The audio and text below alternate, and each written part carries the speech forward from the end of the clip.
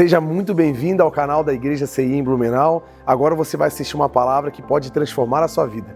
Eu quero convidar você a identificar alguém que você conhece, que precisa ouvir essa mensagem, e você envie essa mensagem para ela para que ela seja abençoada. Gostaria muito que você conhecesse as redes sociais da nossa igreja para conhecer um pouco mais dos projetos sociais que trabalhamos e você possa ficar por dentro de tudo que acontece aqui no CI em Blumenau. Deus abençoe e fique agora com a palavra. 2 Coríntios, capítulo 4, versículo 7. Diz assim o Senhor: temos, porém, esse tesouro em vasos de barro, para que a excelência do poder seja de Deus e não de nós. Amém, queridos? Nas quartas-feiras, nós temos ministrado sobre a questão do vaso de barro. E trouxemos na primeira ministração que fala sobre o vaso de barro, foi Jeremias capítulo 18. Se os irmãos quiserem assistir, está lá no YouTube, Spotify, todas as redes sociais da igreja. Acho isso tremendo, porque eu só tinha Facebook, ministrava pelo Facebook, acho que ninguém via, né? E lá a palavra do Senhor, ela fala sobre Jeremias, diz assim: Jeremias, eu quero que tu faça o seguinte, que você saia da sua casa, desce à casa do oleiro, porque eu quero falar contigo. E lá ele viu então o oleiro, que sobre as suas rodas estava então o barro, e aquele oleiro então estava modelando e fazendo um vaso de barro. E aquele vaso de barro se estragou na mão do oleiro, ela se destruiu, ele se desfez. E muitas vezes isso acontece na nossa vida também. Só que ele falou o seguinte: vai lá, fala aos filhos de Israel, porque na verdade eu estou emborrecido com o meu povo. Porque se um povo for ruim e maligno, mas ele se converter dos seus maus caminhos, eu vou me arrepender daquilo que eu queria fazer no meu coração, e não vou amaldiçoá-los, mas eu vou abençoá-los porque houve um arrependimento. E nós vemos isso muito bem na mensagem do profeta Jonas, onde tinha realmente onde ele foi profetizar sobre o povo de Nínive, e aquele povo se arrependeu, jejuou, e Deus não fez mal àquele povo, apesar de que o profeta gostasse que descesse fogo do céu e queimasse tudo naquele lugar. Mas ele também falou algo assim que deu temor no meu coração: mas se eu tenho sobre um povo um plano, eu quero abençoá-lo, ele é um povo meu, escolhido meu, e ele se desviar dos meus caminhos, tudo aquilo que eu estava planejando para este povo, eu não vou abençoá-los, porque eles estão andando nos seus maus caminhos. E isso mexeu muito no meu coração, porque ele foi lá, o profeta Jeremias foi lá falar ao povo de Judá, e o povo de Judá falou o seguinte: não, nós vamos continuar andando conforme os nossos ídolos, vamos continuar andando conforme os desejos do nosso coração, e vamos seguir de acordo com as nossas próprias vontades. E eles ainda tramaram um grande mal a respeito do profeta Jonas, onde eles queriam matar o profeta o profeta Jeremias, e eles intentaram mal, e tanto que eles fizeram, prenderam Jeremias, colocaram dentro de um poço, ele foi maltratado, ele foi espancado, deixaram ele passar fome, porque o povo de Deus é um povo muito endurecido, principalmente na área da exortação. Quando vem palavras de exortação e de correção para a nossa vida, nós nos endurecemos grandemente, e aí o povo de Deus tem um problema, que não consegue um arrependimento verdadeiro e genuíno. Mas lá nós aprendemos que na mão do oleiro, nós podemos aprender alguns aspectos tremendos, principalmente o barro, ele tem que ser maleável. Deus fala para nós: meu filho, seja maleável na minha mão, se molda conforme a minha vontade. Você foi escolhido por mim, não é todo barro que é escolhido, são mais de 200 tipos de barro, mas apenas 8 tipos de barro são maleáveis, são realmente chamados para ser vaso. Então você foi escolhido por Deus, amado por Deus, porque Deus viu em ti a capacidade de ser modelado. Então Deus te trouxe para a vida da igreja para modelar o seu coração. Mas o vaso se destruiu na mão do oleiro, porque aquele barro tinha impurezas, ele tinha sujeiras, ele não se permitia moldar, havia algo nele que ele não permitia ser transformado em um vaso de barro. Isso significa a nossa natureza pecaminosa, a nossa natureza extremamente resistente para aquilo que Deus quer fazer e mudar o nosso ser. Amém, queridos? Estão comigo? Então o barro ele tem que ser maleável. Isso significa o quê? Uma igreja, um povo, uma pessoa com um coração extremamente ensinável, um coração realmente disposto a aprender, aberto para aquilo que Deus quer fazer. Quando nós viemos para a vida da igreja, nós viemos para cá, para que o oleiro venha mudar o coração de vocês, mudar o nosso coração. Para isso nós temos que ter um coração ensinável. Eu não sei que tipo de expectativa, ou como o teu coração chegou aqui, mas Deus ele quer tocar dentro de você. Ele quer mudar você. Então a palavra fala que nós temos que ter um coração ensinável, um coração cheio de submissão, um coração modelado por Deus, um coração que se transforma, um coração realmente extremamente submisso à vontade do Espírito Santo. O Espírito Santo hoje é o agente da mão de Deus na nossa vida. E Ele está querendo mudar você, Ele quer transformar você de uma forma plena, de uma forma profunda, em áreas que você muitas vezes tem medo de se abrir, mas aquelas áreas que onde mais dói o seu coração, é lá onde Deus ele realmente quer tocar. Aonde você tem mais medo, é ali onde Deus quer transformar. Pois a palavra do Senhor fala que onde abunda o pecado, superabunda a graça de Deus. E Deus ele quer fazer superabundar toda a boa obra através de você. Amém? Então, nós temos que ser então um barro extremamente maleável. E também fala, e pode nos ensinar também, que Deus agora ele coloca em processo de fornalha. Todo barro ele precisa agora secar para ele receber uma forma, e essa secagem é por fornalha, é por fogo, e Deus então ele vai aumentando as tribulações, aumentando o fogo da nossa vida, para que nós sejamos crentes resilientes, para que a gente venha ser crente que ganhe uma forma, que sejamos resistentes, que venhamos ter fundamento, firmeza e experiências com Deus. Então devemos ser maleáveis para a vontade do Espírito Santo, mas nós devemos ser resistentes ao pecado e à carne.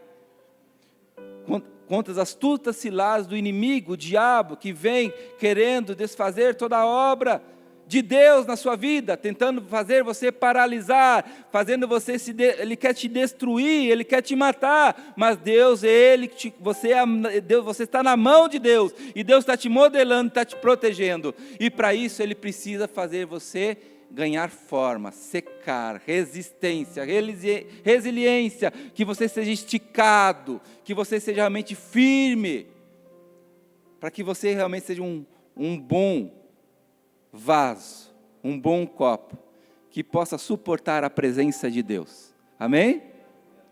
E Satanás ele pode bater contra esse copo aqui, mas ele não vai quebrar em nome de Jesus, porque Deus fez um vaso perfeito, fez um vaso de honra. Amém, queridos? E na segunda ministração, 2 Timóteo, capítulo 2, ele fala que numa grande casa há vasos de honra e há vasos de desonra. Quem a si mesmo se purificar desses erros, será vasos de honra. Mas a quem a si mesmo se purificar, a quem a si mesmo se transformar, a quem si mesmo se modelar, a quem se guardar destas coisas, se tornará um vaso de honra útil ao seu possuidor. Mas que coisas são essas que eu tenho que me guardar? Que coisas são essas que eu tenho que resistir? E eu perguntava assim: Deus, por favor, me mostra, para que eu continue te honrando, para que eu seja um vaso útil. E que as opressões e medos deste mundo, os traumas que a gente passou, não venham me inutilizar, não venham me danificar, mas eu quero continuar sendo usado por Ti todos os dias da minha vida. Esse é o ensejo da igreja, esse é o ensejo do seu coração, é para isso que Deus te colocou aqui. Aí ele começa a dar instruções, Paulo começa a dar instruções para Timóteo. E ele fala assim: Timóteo, meu filho querido, primeiro, no capítulo 1 de 2 Timóteo, ele fala assim: meu filho, tem uma mente saudável? Vamos começar a cuidar deste vaso? Vamos fazer o seguinte, eu vou te dar um manual de instrução como usar o vaso. Vou dar um manual de instrução como você deve ser usado corretamente, como você deve proteger o vaso, como ele vai ter vida útil nas mãos de Deus de uma forma plena e genuína. Então, os cuidados para um vaso, para um bom funcionamento de um vaso. Ele começa a dizer, dar algumas dicas para o seu filho Timóteo. Ele fala assim: meu filho, tenha uma mente saudável, cuida justamente da tua mente seja uma mente cheia de Cristo Jesus, cheia da palavra do Senhor, uma mente totalmente renovada, uma mente totalmente aberta para aquilo que Deus quer fazer. Crente que não lê Bíblia, gente, não dá. Como é que vai ser um vaso na mão de Deus? Um crente que não tem a palavra, não transborda da palavra de Deus. Uma mente tão saudável, uma mente sã, que sabe o propósito de Deus, sabe muito bem da sua identidade, sabe muito bem o que Deus quer, ele é bem firmado, ele não é instável, ele não é inseguro, mas ele sabe a vontade de Deus, e então ele descansa. Não é tomado pela ansiedade, nem pelo medo, porque a sua mente está saudável. Ele transformou pela renovação da vossa mente, do vosso entendimento, e tem experimentado a boa, perfeita vontade, a agradável vontade de Deus, todos os dias da sua vida. E ele chama, o segundo ponto, um chamado bem firmado. Paulo fala: não, meu filho, você foi chamado, você foi escolhido por Deus, você foi ungido por ministério, com imposição das mãos, e que você reavives o dom que o Espírito, que nós colocamos sobre você, que o Espírito Santo colocou sobre você. Você tem que saber o seu chamado, para que você seja um vaso abençoado. Você sabe a tua posição no reino, no corpo de Cristo? Você entende o que Deus quer com você? Isso é muito importante. Emoções saudáveis. Paulo deu dicas que emocionalmente ele devia cuidar das suas emoções. Paulo falou para Timóteo, por outro ponto, que ele devia ter confiança plena em Deus. Paulo também falou que você, Timóteo, viva se fortalecendo na presença do Senhor, continue crescendo, não entre em apostasia, não fica no platô da sua existência, mas você vai crescendo até a estatura do varão perfeito, porque se você declinar no crescimento espiritual, você vai fraquejar. Olha só, gente, tem foco e espírito de cumprimento. Um bom soldado de Cristo não se envolve com as coisas dessa vida, mas o desejo dele é que ele venha satisfazer a vontade daquele que o arregimentou. Então ele é focado. Seja focado, não desvia do foco, tenha plena convicção e firme no seu pensamento a vontade de Deus, e não desvie desse propósito, e vá até o fim cumprindo como um bom soldado. Entrega a sua vida como um bom soldado. Um soldado, amados, ele não se manda, ele não se governa, ele entregou a sua alma. A gente faz um juramento.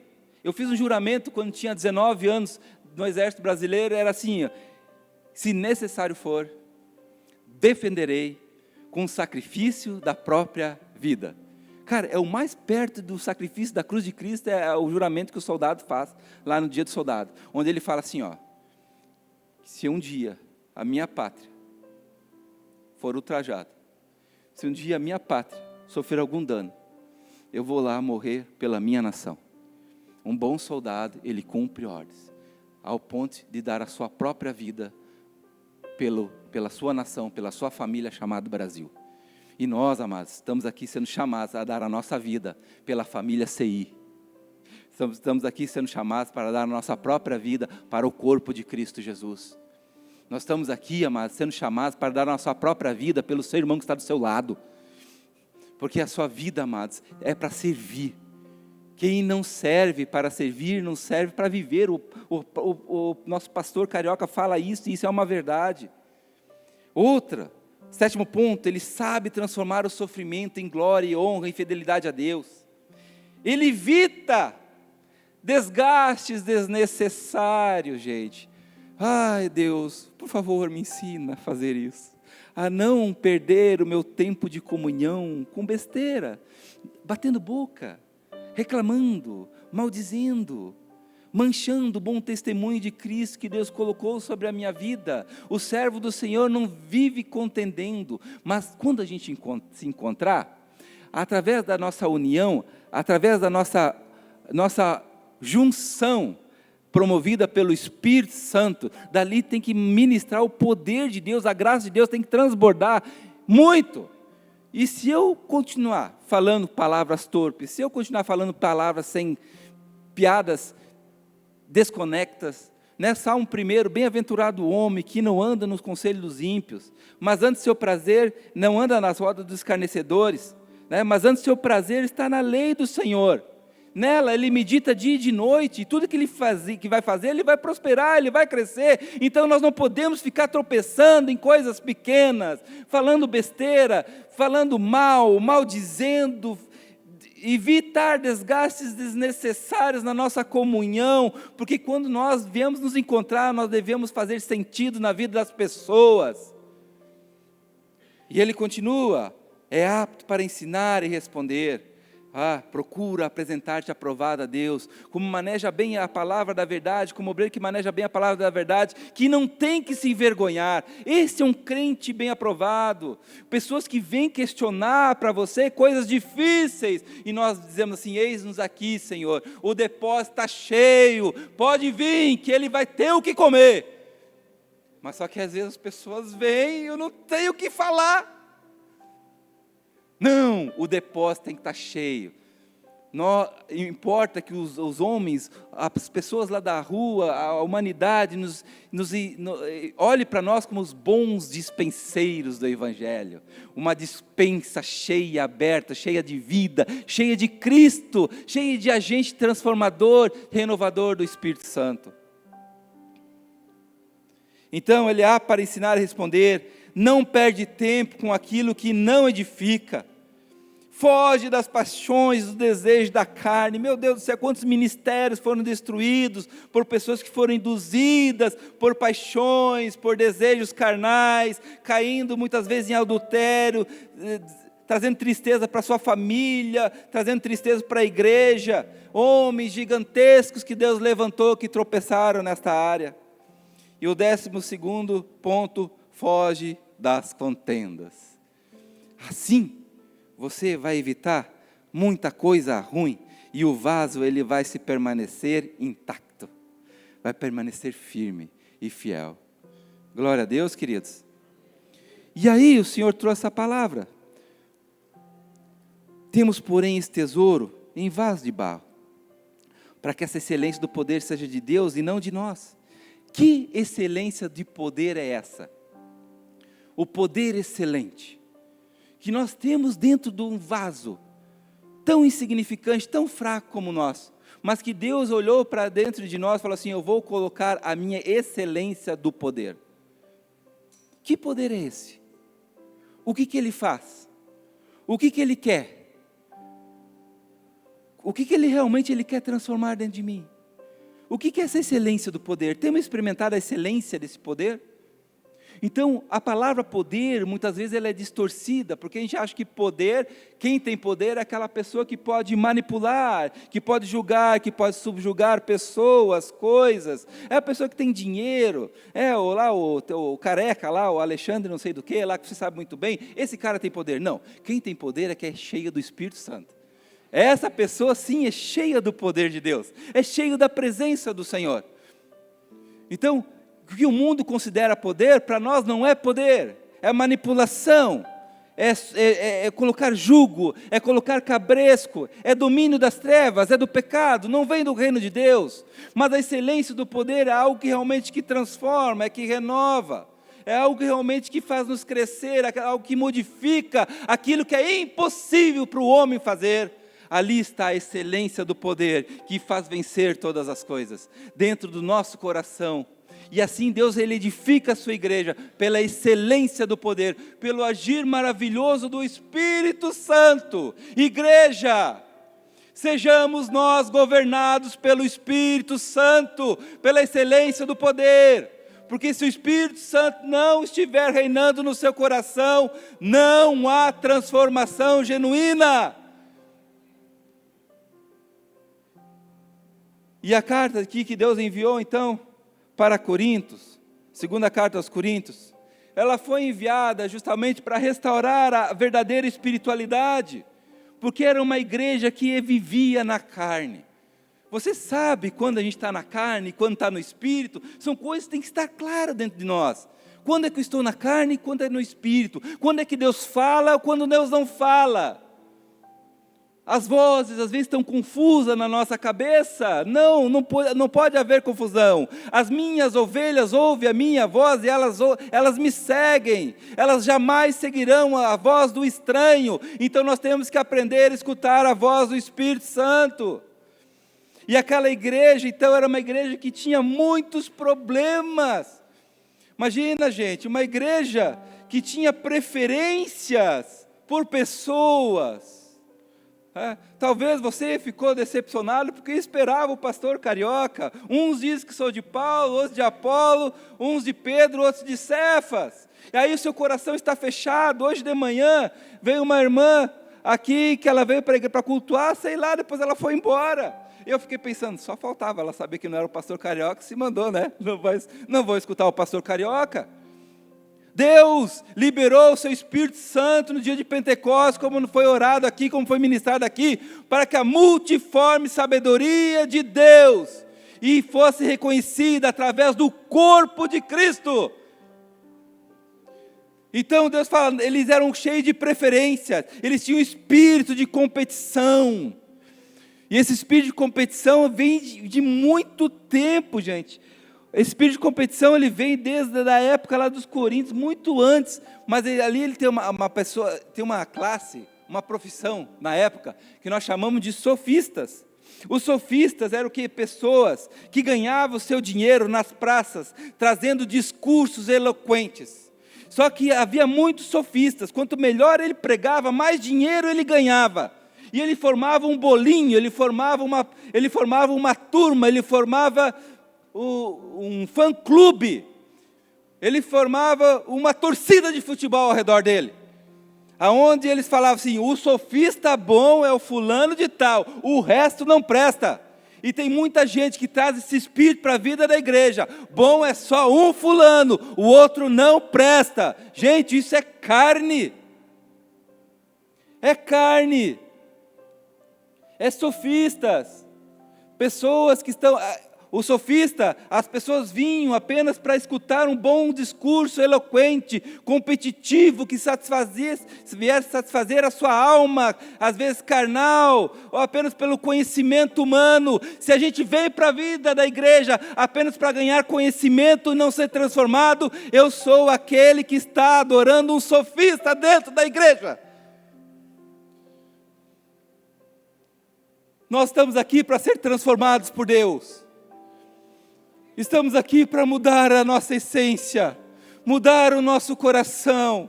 Não estamos aqui apenas para escutar uma boa pregação, mas nós estamos aqui para ser mudados e modelados pelo Espírito Santo de Deus. Ele é o Senhor. Nem Paulo, nem Apolo, nem ninguém. É o Espírito Santo que deve falar aqui neste lugar. Então dependa do Espírito Santo, abra os ouvidos para escutar a voz dele, do Senhor. Vaso é apenas vaso de barro, mas a excelência do poder é que importa. É Ele que tem que agir. Nós temos que nos abrir para isso. Eles se achavam melhor do que Paulo. Quem é esse Paulo? Esse cara aqui até abriu a igreja aqui, mas já tem uma pessoa melhor do que ele, o tal do Apolo. O Apolo é o pregador, meu Deus do céu. Mas Paulo, meu Deus do céu, já foi o tempo dele. Esse é o problema do homem carnal. Enquanto presta, usa, mas quando não presta mais, descarta. Vai fazendo isso nos teus relacionamentos, um dia você vai ser descartado dessa forma. Porque o mundo é assim. Ficam perto de você porque tem algo para dar. Mas se você não tem nada para dar, as pessoas te descartam. Então o Espírito Santo está aqui para a gente amar pessoas que não têm nada a dar para a gente. mas nós temos tudo para dar para elas. Nós temos tudo para doar para elas, porque nós não temos falta de nada, o Espírito Santo é tudo na nossa vida. E por isso nós nos alegramos. Então eu não preciso mais agir por barganha.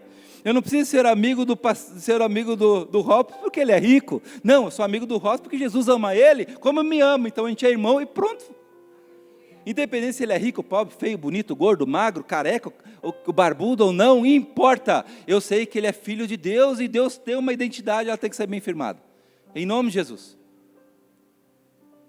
Então, eles tinham problemas de divisão. Meu Deus do céu, eles chegavam na ceia do Senhor, então em vez de eles promover a comunhão, de suprir a pessoa que era mais pobre, dar o alimento àquela pessoa realmente que está passando necessidade, eles se reuniam para fazer um banquete, para mostrar assim, olha aqui, eu como é picanha, e essa picanha é só minha, enquanto o outro lá que não tinha nada, era desprezado.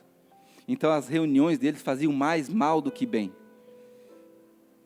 Então se eu sou cheio, tudo aquilo que Deus dava, Deus tinha um costume muito lindo, tudo que Ele tinha na mão, Ele dividia. E abençoava, dividia e dava para todo mundo. Um dia essa cultura vai entrar dentro do nosso coração aqui. Onde a gente não vai estar aqui receber de Deus para me promover ou para me encher cada vez mais, para dizer que eu sou rico e você está assim na miséria porque você não agrada a Deus. Não, para com essas coisas. Se Deus te deu o dinheiro, deu o suprimento, deu todas as coisas, é porque Deus te chamou para ser um manetedor. Ele chamou você justamente para cuidar da igreja de Deus, cuidar dos filhos do Senhor. Não é para ficar exibindo riqueza, mas é para suprir a necessidade do irmão que não tem. Então, problemas de visão, problemas morais, era pai, era filho que pegava a esposa do pai, meu Deus do céu, e mesmo assim se achava melhor do que Paulo, mas como isso? Uma igreja que tinha cheio de problemas, cheio de carnalidade, onde reinava o pecado, se achava melhor do que Paulo, se achava melhor. É uma igreja que se achava de Deus, mas o Espírito Santo não governava. Mas um dia Deus, através de Paulo, na segunda carta aos Coríntios, Ele trouxe um renovo para essa igreja, porque essa igreja se arrependeu. E eu quero falar sobre essa excelência desse poder, amados, para entender o que Deus está fazendo dentro do nosso coração. Eu quero que vocês abram em Mateus capítulo 4. Porque a tentação de Jesus, queridos, tem realidades espirituais profundas que vai nos explicar o que é essa excelência desse poder aqui. Porque Jesus, amados, Ele foi batizado e houve uma voz do céu quando Ele foi batizado e fala: este é meu filho amado em quem me compraz. Este é meu filho amado onde me causa grande alegria. Este é meu filho amado em qual eu tenho muito prazer. Eu quero dizer para você, queridos, aquilo que o Pai falou para o Filho, Ele fala hoje para você. Você é meu filho amado em quem eu me comprazo. Você é o meu filho amado. Isso é reafirmando a nossa identidade. Reafirmando quem você é em Deus. Deus te chama de filho, porque você é realmente filho. E isso jamais deve, de forma alguma, sair dentro do seu coração. Então, Mateus capítulo 4 fala sobre identidade bem firmada. É ter plena convicção da filiação, que Deus te ama e que você tem um propósito na família de Deus. Quando você vem aqui, a primeira coisa que nós temos que imprimir dentro do nosso coração, que você é filho, amado de Deus, e que Deus não vai permitir que coisas aconteçam sem a permissão dEle, mas quando acontecerem, é porque Ele te ama e Ele está querendo fazer algo espiritual profundo dentro do seu coração. Ele quer mostrar uma realidade profunda. Então aqui ele fala, logo depois do batismo vem a aprovação. Então a aprovação de Jesus é o quê? É a realidade do campo da batalha espiritual travada dentro do coração humano. Isso aconteceu para Jesus, aconteceu com Jesus, na verdade, era para que abrangesse o que? A obra, o ministério do Espírito Santo dentro de nós.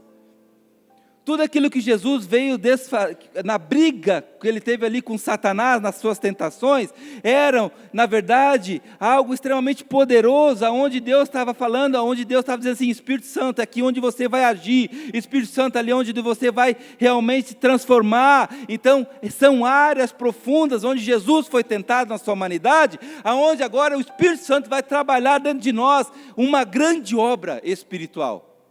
Amém? Então, é uma batalha espiritual, é um campo que acontece no nosso coração, é o trabalhar de Deus em áreas cruciais dentro da vida humana. Essas provações que Jesus passou, as tentações, é o implantar do reino de Deus no nosso interior. É um sinal deixado por Deus para nos ensinar que o Espírito Santo vai realizar dentro de nós. Então, o que estava acontecendo naquele momento? Se Jesus não fosse aprovado naquelas tentações, o Espírito Santo provavelmente seria limitado e Deus teria sido reprovado naquele momento. Porque nós vemos Jesus na cruz do Calvário, mas quando ele começa o seu ministério, para que ele vinha ter toda a autoridade ministerial, ele teve que passar por essas provações. Porque quando ele venceu essas provações, ele desde já deixou implantado toda a obra do Espírito Santo dentro de nós. Então, aquele campo de batalha que aconteceu no deserto, é o deserto da nossa existência, é o deserto da nossa alma, é uma batalha que acontece dentro do nosso coração, aonde Deus está vencendo a carne, o pecado, porque Satanás, ele é o príncipe das trevas, é o Abaddon. Satanás é o enganador, e ele tem ainda alguns enganos ainda que estão implantados dentro do nosso coração, que Jesus está querendo desfazer dentro do deserto, dentro da nossa alma, né? A palavra fala que ele veio, né, que o Espírito Santo ele veio justamente para desfazer as obras do diabo, e que Satanás então ele é o príncipe da potestade do ar, que veio justamente sobre os filhos da desobediência, prendê-los no engano e na mentira. Então nós temos que tirar esse engano de mentira, que Satanás tem falado sobre a nossa identidade, falado sobre o nosso caráter, falado sobre a nossa vida, onde ele continua reinando em pequenas áreas do nosso coração, onde Deus ele vai dizer assim: Satanás, tu não vai mais reinar no coração do meu filho, porque eu vou trabalhar nas áreas de uma forma plena, de uma forma rica, de uma forma transformadora, e eu vou vencê-lo. Você vai ser destronado daquele lugar, e eu vou reinar no coração do meu filho, em nome de Jesus. É isso que Deus está fazendo dentro de ti, fazendo dentro de mim, fazendo dentro de nós. Essa é a excelência do poder. Então tem 3 áreas aqui que Jesus ele falou, né, que derrotou Satanás. A primeira era sobre transformar as pedras em pães. Jesus sentiu fome. E aí, quando sentiu fome durante as tentações, se tu és o Filho de Deus, transforma essas pedras em pães. E Jesus falou: não só de pão viverá o homem, mas de toda a palavra que procede da boca de Deus. De toda a palavra que procede da boca de Deus. Então, se tu és Filho de Deus, colocando dúvidas na identidade de Jesus, você não é filho de Deus? Eu sou filho de Deus. Então, por que está passando fome? Por que está passando por necessidade? São coisas que Satanás vem nos acusando. Satanás vem de uma forma muito maligna. Coloca em dúvida o cuidado de Deus. Perguntas surgem em nossas cabeças, queridos. Como, por exemplo, por que eu perdi o meu filho? Por que eu perdi meu bebê? Por que eu tive um aborto?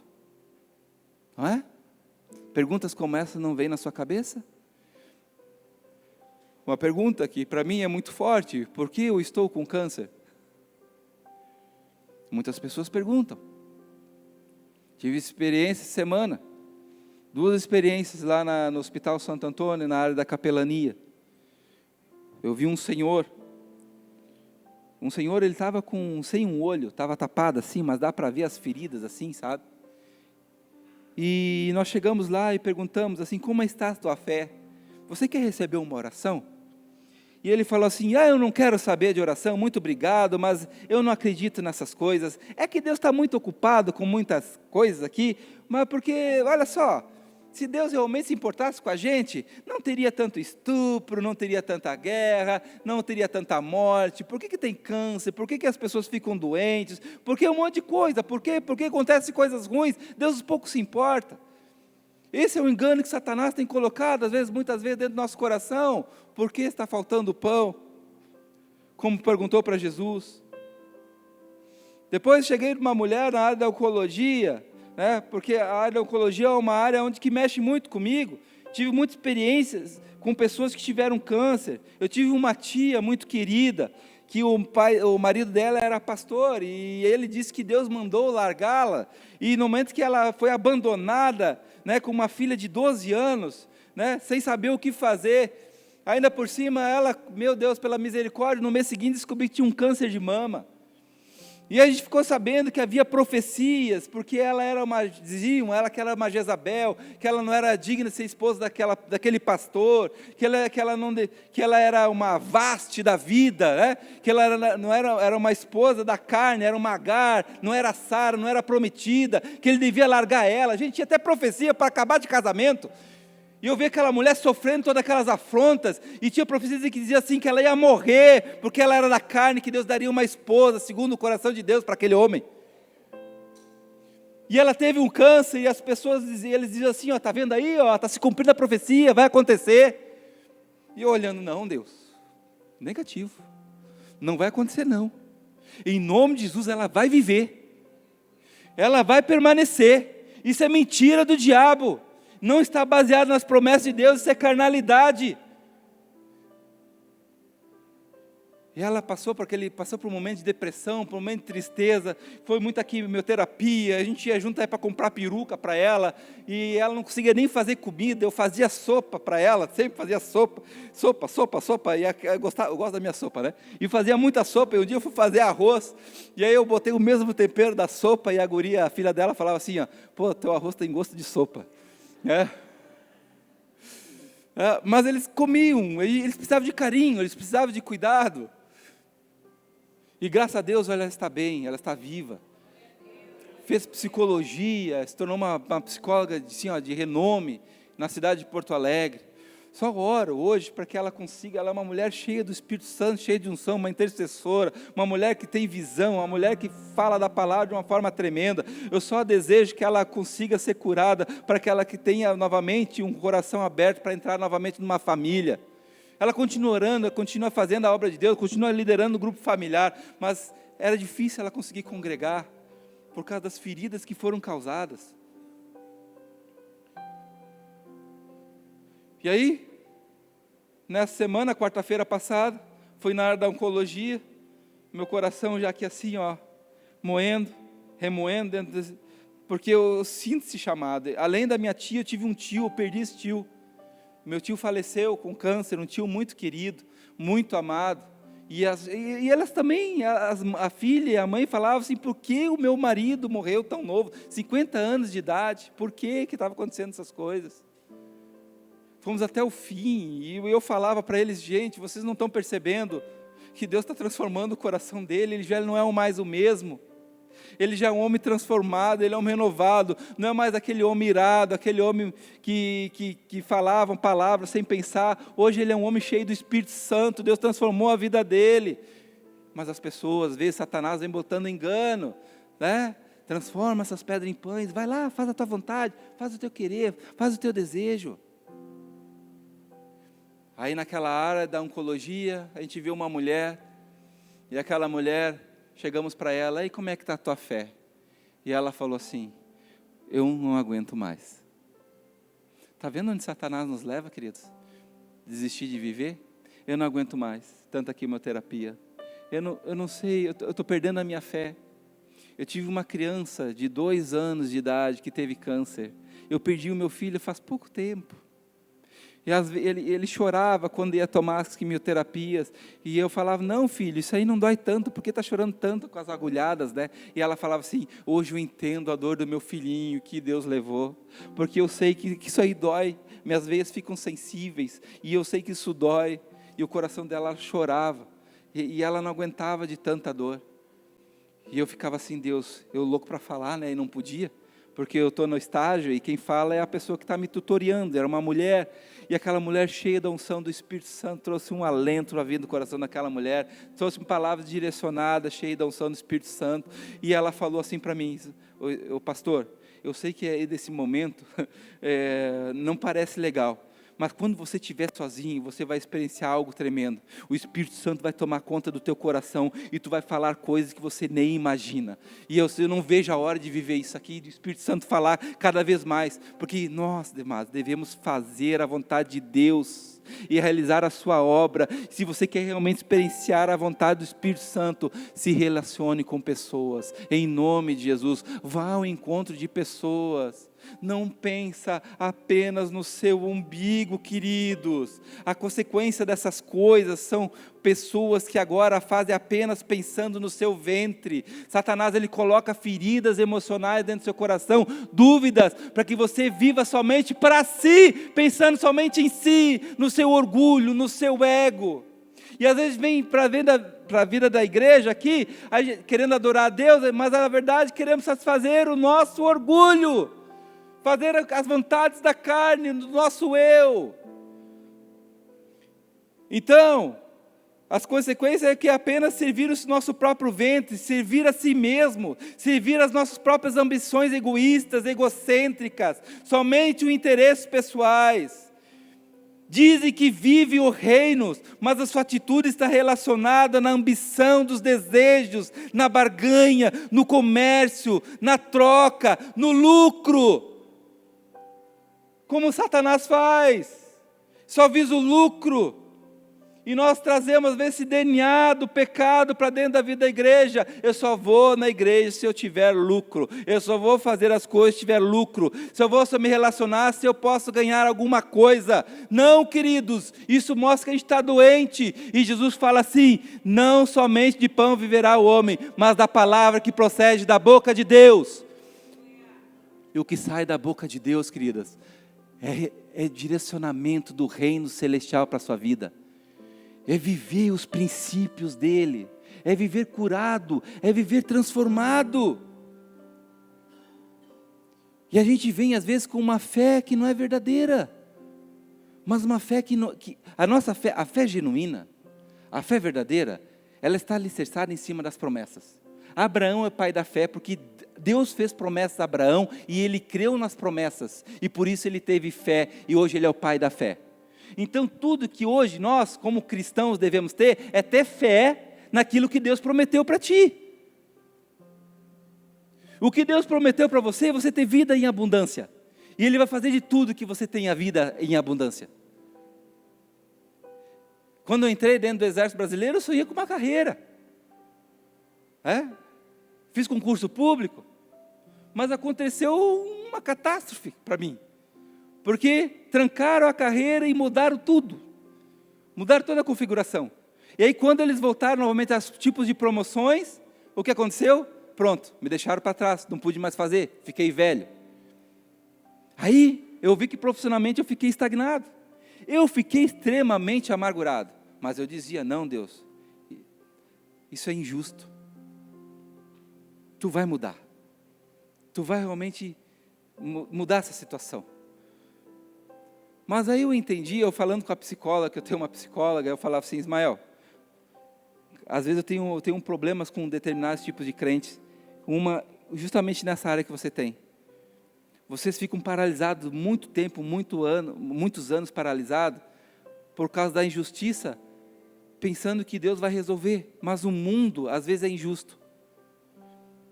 E nós devemos aprender às vezes, amados, a saber caminhar no meio da dificuldade.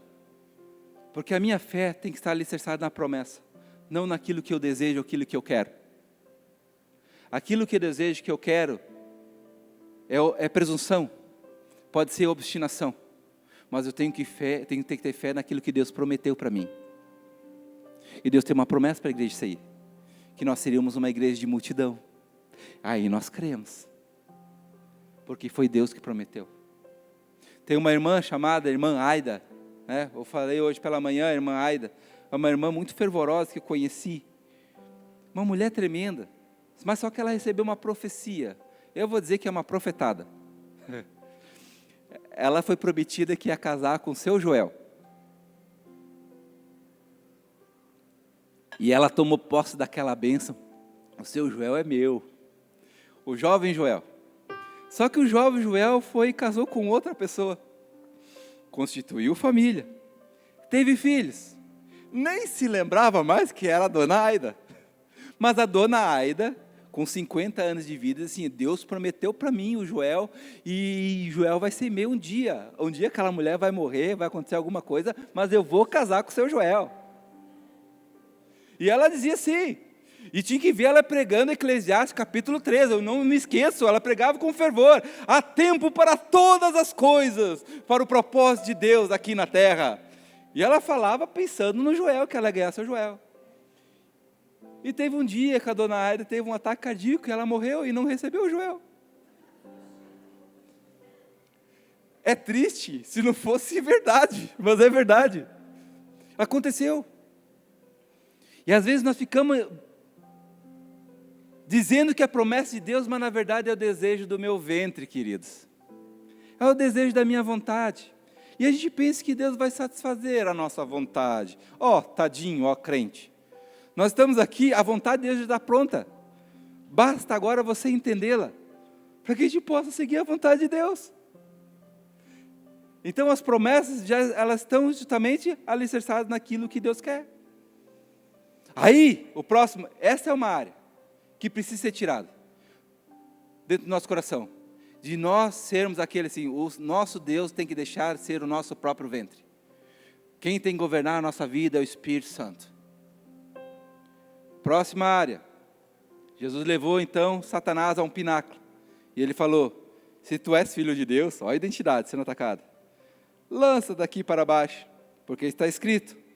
Ele dará ordem aos seus anjos, ao seu respeito, para que não tropece em alguma pedra. Ele vai tomar pela tua mão, para que nunca tropece em alguma pedra. Jesus, porém, também está escrito, Jesus falou. Também está escrito, é muito importante, viu, queridos? Satanás é um exegeta horrível.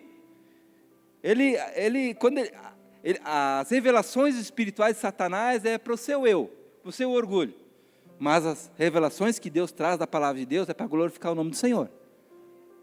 Tá? Então, se você está recebendo revelação onde você é beneficiado, toma cuidado. Pode ser Satanás. Porque Satanás é divisão. Mas se a tua revelação é para honrar o nome do Senhor, vá em paz. Porque está escrito. O que está escrito? Não tentarás o Senhor teu Deus. Que área significa essa do pináculo? Pináculo do templo é um alto. Imagina Jesus lá de cima. Todo o sistema religioso lá, observando Jesus. Aí Jesus lá de cima se atira. Aí os anjinhos lá segurando Jesus com as asinhas assim. Ó. Pináculo gigantesco. Visão de anjo. Pronto. Está feito. O reconhecimento de si mesmo. A glória de si mesmo está pronta. Então esta área que Jesus foi tentado, aonde Jesus está agora, venceu, e agora Ele está vencendo nosso coração, é fazer as coisas com o intuito de ser reconhecido, de ser ovacionado, de ser aplaudido. Olha que homem espiritual eu sou. Olha, imagina. Me falaram que eu tinha que vir de terno, né? Que eu devia pegar o terno e fazer assim, ó. Aí os irmãos caíam tudo para um lado. O que é isso, irmão? É querer receber a glória para si mesmo, querer ser reconhecido como o grande homem de Deus. Em vez de honrar o Senhor Jesus, é o vaso que quer ser honrado. Então, fazer as coisas, essas pessoas fazem coisas pela carência afetiva, fazem essas coisas a fim justamente de suprir uma necessidade, onde é um vazio existencial, uma carência que é intratável. É uma alma cheia de dependência emocional. Gente, assim, ó, subir no púlpito aqui. Muitos de nós, quando a gente é novo, a gente vê o pastor, né? Vamos dizer o pastor carioca. Cara, para mim ele é um excepcional pregador. Aí eu pregar aqui, substituir o pastor carioca. A minha vontade é ficar aqui embaixo, ó. Por quê? Aí Deus fala assim, por que você quer? Por que você está se medindo com o pastor carioca? Deus te fez diferente. Deus te fez único. Você é único. E pela multiforme sabedoria de Deus, Deus vai agir por meio de você como Ele quiser. Deus tem uma unção especial pela vida do pastor Carioca, com uma liderança tremenda, e vai encher a gente cheio de vida. Mas você também é escolhido da parte de Deus para liberar vida para muitas pessoas. Por que você se acha incapaz de liberar a vida? Por quê? Quem é que te contou essa mentira? Você foi chamado, meu filho, ao Pentecoste. É onde Deus tirou a nossa covardia, tirou o nosso medo, as nossas carências afetivas, os nossos complexos de inferioridade. Meu filho, assim, ó, os profetas quando foram chamados, Senhor, eu não sei falar, Senhor, eu tenho uma boca suja. Tá bom, meu filho, calma, eu vou fazer a obra, toca com brasa viva. E como profeta, falei, não diga que não sabes falar. Quando eu te enviar, você falará, eu estarei contigo, eu farei a sua testa como uma pedra de diamante, eles não vão te resistir, porque Deus tem um propósito em nossa vida. Devemos ser ousados no Espírito Santo e agir segundo a obra de Deus, mas não pelas carências, não pela dependência emocional. E muitas vezes eu tive dependência emocional. Às vezes por causa de quê? Às vezes por falta de um reconhecimento do pai e da mãe quando era novo. Às vezes por falta de um elogio que o meu pai teve. Aí a gente faz as coisas para ser elogiado. Aí o pastor, como tu foi bem, Schneider. A gente fica assim, né? Por dentro, né? Fica assim, afagando a alma, afagando o ego. Mano, o nosso ego tem que apanhar, gente. Tem que morrer. Por isso que nós temos que ter uma identidade bem firmada, para a gente não viver com essas dependências emocionais. Aí tu faz uma coisa na vida da igreja, ninguém falou, ninguém te aplaudiu, ninguém disse que tu fez legal, tadinho de você, querido. É carne. Uma pessoa que tem uma carência vai morrer sempre carente, se ele não entender a sua identidade. Entendeu a sua identidade, foi iluminado, acabou a carência afetiva. Vai fazer porque recebeu a revelação de Deus. Não vai fazer porque é carente, porque quer receber elogio de pastor. Vou servir somente o fulano de tal, porque ele é importante na vida da igreja. Mas o irmão, pobre, coitado, a gente não quer servir porque ele não tem nada para te dar. Porque aonde você tiver reconhecimento, aí você quer. Todo mundo quer isso aqui, gente. Todo mundo quer microfone. Lé do engano. As maiores experiências no Espírito Santo não são no púlpito. É lá fora. É lá fora, gente. É conhecendo aquela mulher lá, que estava com câncer. É conhecendo aquele Senhor. É ali onde Deus vai operar. Nós estamos aqui reunidos para sermos cheios do Espírito Santo, para que você seja encorajado a fazer a vontade de Deus. Sair do ostracismo, de querer receber reconhecimento, de viver apenas para o seu ventre. Jesus, estou me perdendo aqui. Então a pessoa que vive, que quer saltar do pináculo do templo e quer que o mundo espiritual todo sirva a sua própria vontade, quer aplausos, quer fama, briga por posição dentro da igreja, age de forma irresponsável e consequente, usa a fé para a promoção de si mesmo, ao invés de ser servo, faz Deus de servo, manipula, rouba a glória de Deus para si, é promoção de si mesmo, extrema competição. Quando a gente vê, nós somos todos assim quando estamos na carne. Quem está na carne age dessa maneira, e a gente precisa ser verdadeiro. Está na hora, o pastor Carioca, ele fala assim, nós temos que ser vulneráveis, nós temos que abrir o nosso coração, e sermos vulneráveis e confessarmos os nossos pecados. Quando eu falei com a psicóloga, eu falei do meu maior medo da minha vida, que eu nem sabia que tinha, mas estava no meu coração. Quando estava o Ministério Viver, eu vi aquele ministério ruim na minha mão. Eu não desejo isso na vida de ninguém, de fechar um ministério, de fechar uma igreja. É uma dor gigantesca. E o meu maior medo, eu falava para ela, era o seguinte, que eu viesse a fracassar novamente. Eu estou confessando para vocês, o meu medo é de fracassar novamente.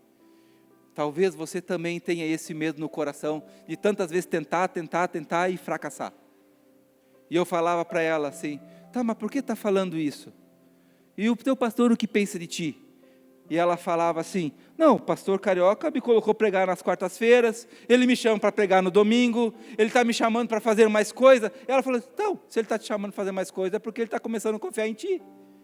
Aí eu olhei para ela assim, eu não consigo ver ou receber nenhum tipo de elogio, eu estou paralisado, eu preciso de ajuda, porque eu estou vendo que eu estou totalmente trancafiado nessas emoções. Semana passada eu falei isso para ela. E às vezes nós, amados, estamos assim paralisados pelo engano do diabo.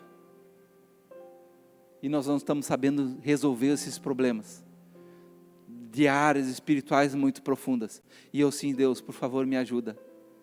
A minha estima está lá embaixo, eu preciso de Ti. Eu preciso, Senhor Jesus, fazer a Tua obra, confiar.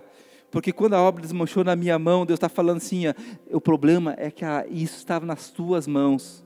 Você tem que confiar, a obra é nas mãos do Senhor. Está entendendo, gente? É uma entrega. Deixa o Espírito Santo fazer. Deixa o Espírito Santo realizar a obra.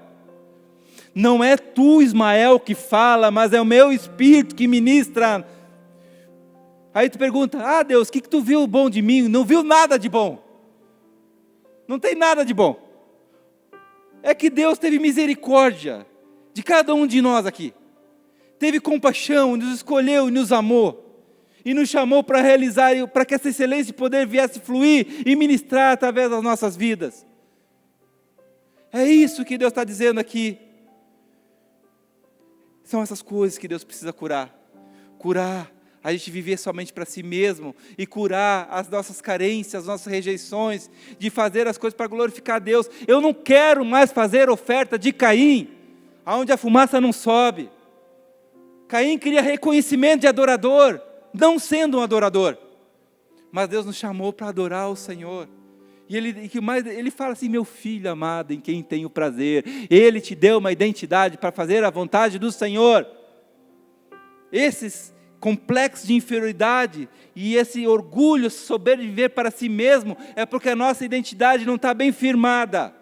Porque Satanás tem falando, você não é filho não, você sofre tanto assim.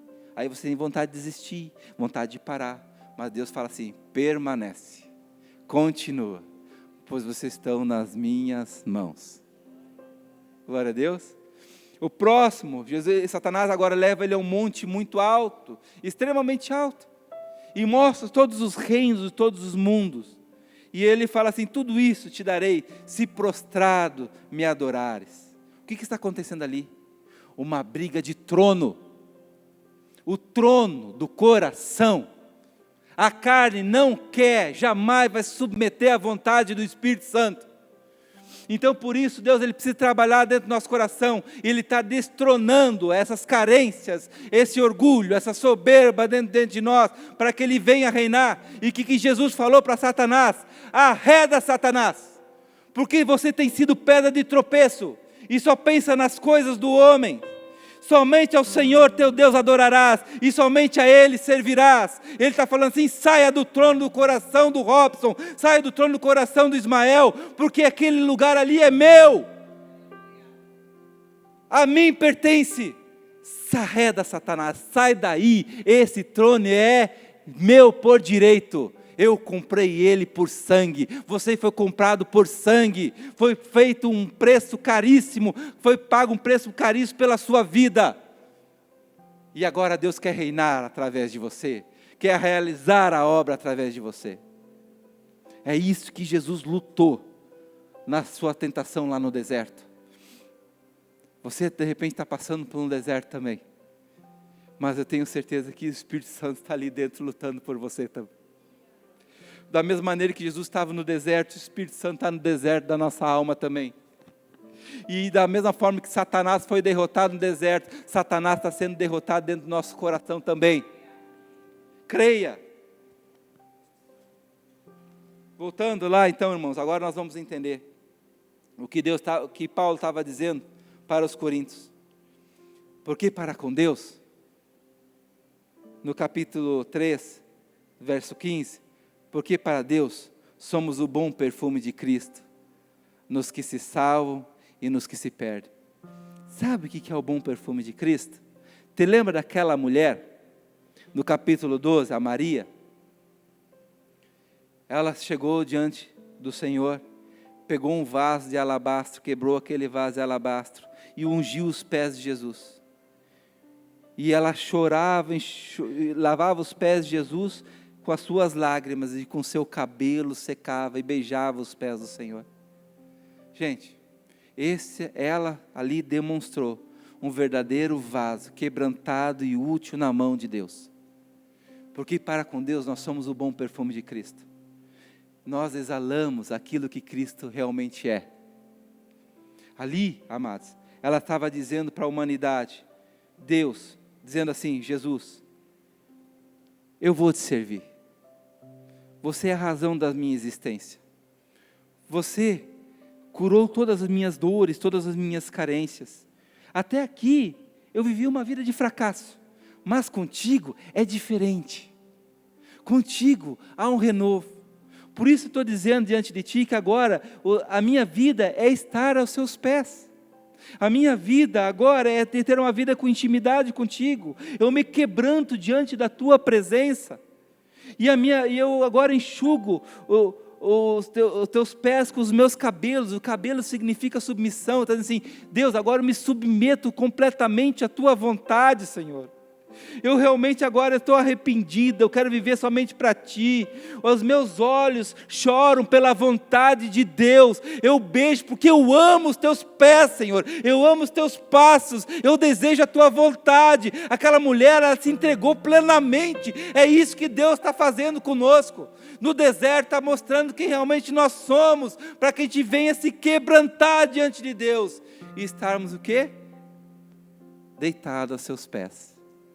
Por isso que Deus nos chamou para o quê? Para liberarmos o bom perfume de Cristo Jesus. E Ele continua no capítulo 3, vós sois a carta que o mundo espera, a manifestação da glória de Deus através das nossas vidas. Não carta escrita com tinta, não carta pela lei, pela limitação da carne. A carne é totalmente limitada, jamais vai satisfazer a vontade do Espírito Santo. A carne ela não consegue atingir o padrão celestial. Ela, na verdade, ela consegue só um platô. Ela consegue um limite. Que muitas pessoas podem dizer que é muito bom. Mas perto daquilo que Cristo Jesus é na nossa vida, não chega nem perto. Vós sois a carta, não escrita em tinteiro, em pedra, mas escrita no próprio coração. Onde agora a gente vive a realidade de Deus. Assumir essa responsabilidade, queridos. Se você entender a sua identidade, você entendeu, Deus está cravando em você, ela dentro do seu coração. Nós precisamos de iluminação. Aonde Deus iluminou o seu coração, ali o Espírito da realidade entrou. Se você foi realmente iluminado, ali Satanás não reina mais. Então, quanto mais nós formos iluminados com essas verdades, mais eu vou viver a realidade do Espírito Santo. E você foi chamado para isso, queridos. Nós fomos chamados para isso. Deseja essa iluminação. Deus, eu preciso de luz. O mundo jazia em trevas, mas as trevas, aonde brilhou a luz, as trevas se dissiparam. É isso que Deus tem nos chamado. E aí Ele vem falando, queridos, que eu quero o capítulo 4, Ele fala assim, tendo este ministério, segundo a misericórdia que nos foi feita, não desfaleça, não se entristeça. Não faça como as pessoas ficam culpando Deus. Deus não tem culpa de nada. Tudo o que aconteceu de ruim na nossa vida, na verdade, é consequência dos nossos próprios pecados, é consequência lá do Éden. E nós precisamos entender. E Deus, na sua infinita misericórdia, enviou o seu Filho. Porque toda expectativa humana que Satanás prometeu para Jesus, era apenas para esta vida. Mas Deus nos liga a nossa identidade desde a eternidade passada até a eternidade futura. E como é que nós vamos nos prender apenas a isto aqui, sendo que Deus nos prometeu uma eternidade diante dele? Como? Muito melhor é ser eterno. Deus é um ser eterno e viver essa eternidade. Nós não podemos ser enganados com as coisas temporais deste mundo, mas a realidade está em Deus. Então, não desfaleça, não entristeça. Tudo que Deus faz para você é para causar libertação. Gente, eu fiquei amargurado durante 25 anos no meu trabalho, vivendo emburrado, triste, porque eu não fui promovido. Mas depois que Jesus ele mostrou o que ele queria comigo lá dentro do quartel, esses últimos anos têm sido os melhores anos da minha vida. Porque lá eu estou vendo que eu posso fazer diferença na vida das pessoas. Eu entendi, irmãos, demorei 20 e poucos anos a entender aonde a gente põe a planta dos nossos pés, ali o território é de Jesus. Sabe que tu tem um culto dentro do teu trabalho? Mais de 150 a 200 jovens lá, escutando a palavra do Senhor, sendo direcionados pelo Senhor. Sabe o que é que você ter oficiais superiores junto contigo, ministrando a palavra do Senhor? Sabe o que é ter o teu comandante como crente hoje, lá dentro daquele lugar? Sabe a autoridade espiritual, a legalidade espiritual que Deus está dando para a igreja CI, está dando para aquele quartel, para transformar vidas? Recebi mensagem de pessoas que estão hoje longe, dizendo assim: olha pastor, hoje nós estamos abrindo grupos familiares, hoje nós estamos pregando a palavra, como nós fomos ensinados naquele quartel, levando o evangelho. É isso, é fazer a diferença. Eu vou ficar na minha dorzinha, porque Deus não quis me promover? Deus me promoveu, não vê? Deus me promoveu a embaixador do reino dos céus naquele lugar. Louvado seja o nome do Senhor, é por isso que nós estamos aqui. Ficamos tropeçando nessas mentiras. Aí, antes, rejeitamos as coisas, no versículo 2, capítulo 4, versículo 2, 2 Coríntios. Antes rejeitamos as coisas que por vergonhosas se ocultam. Essas coisas do pecado que estão dentro de nós, que nos fazem tropeçar, não andando com astúcia, né? Sabe como uma pessoa que anda com astúcia? Sabe que o erro está ali, mas não conserta. Sabe que tem um problema, mas não consegue vencer. Porque não pede ajuda. Aí cria uma máscara de religiosidade, como Moisés criou. Diz que Moisés ele colocava um véu no seu rosto, para que as pessoas não viessem atentar para a glória que estava desvanecendo na sua vida. Esse era o ministério da lei, que era um ministério até glorioso. Mas nós temos um ministério que agora nós podemos resplandecer Cristo 7 vezes mais. O Cristo extremamente intensificado no nosso coração, onde os nossos olhos brilham, uma glória que não se vai, uma glória que não se termina. Porque nós podemos agir com sinceridade, podemos agir com verdade, não falsificando a palavra de Deus, e assim nos recomendamos a consciência de todo homem na presença do Senhor, pela manifestação da verdade. Olha só, amor, que realidade linda. Você, fala assim, fala comigo. Eu me recomendo como filho de Deus para ser solução para Blumenau. Amém? O amor de Deus, fala comigo, o amor de Deus, a graça do Senhor Jesus Cristo e a comunhão do Espírito Santo. O amor transbordou em mim pela graça, pelo propósito de eu dar a comunhão e vida para as outras pessoas. Esse é o Evangelho do Senhor. O amor de Deus veio para mim por meio de Cristo Jesus, para que eu possa gerar vida no meio da comunhão que eu tenho aqui, neste lugar. Esse é o Evangelho puro, simples. E ele vem falando, vai mais e mais e mais.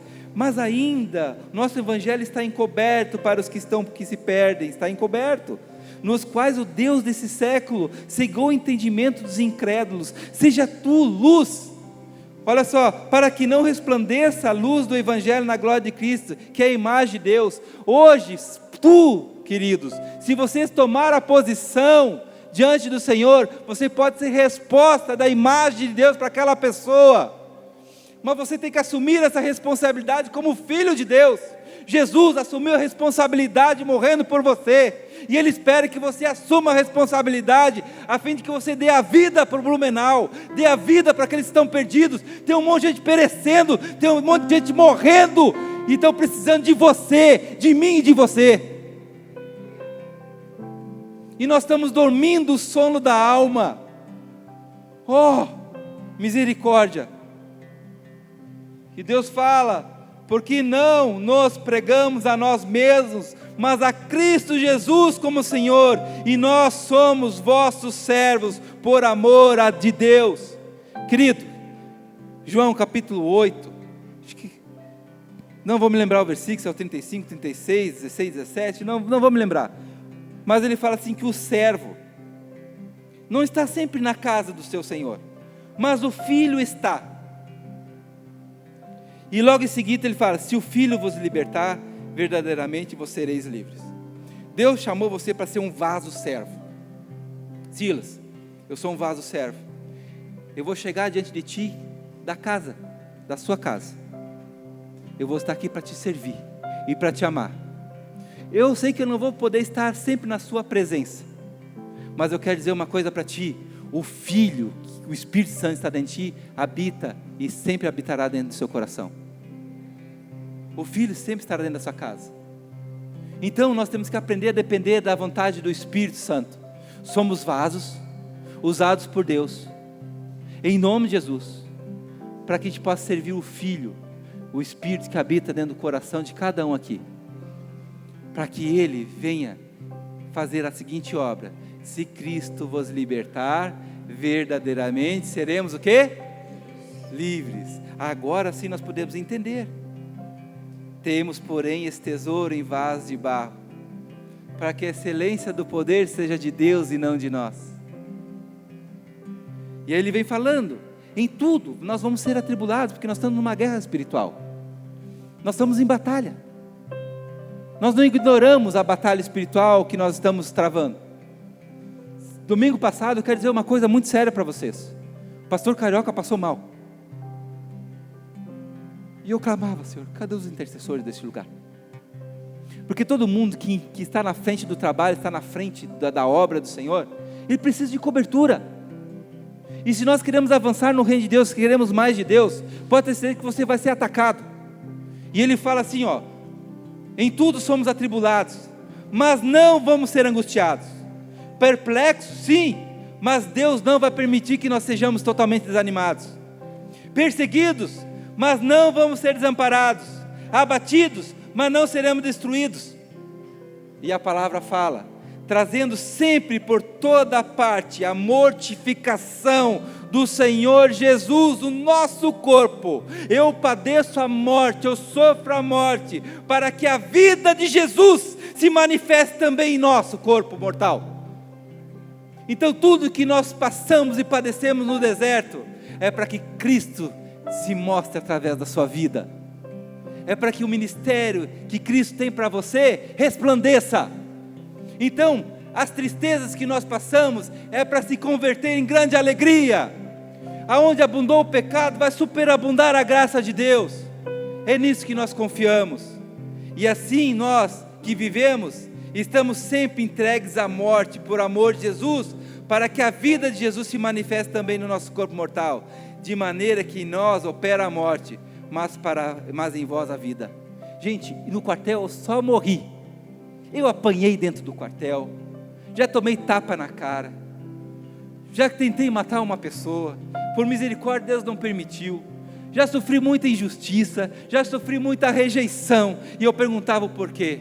Aí Deus responde para mim: é para que a minha glória resplandeça naquele lugar através da sua vida. Então tudo que Deus fez por ti, amados, é para que a glória de Deus resplandeça sobre ti.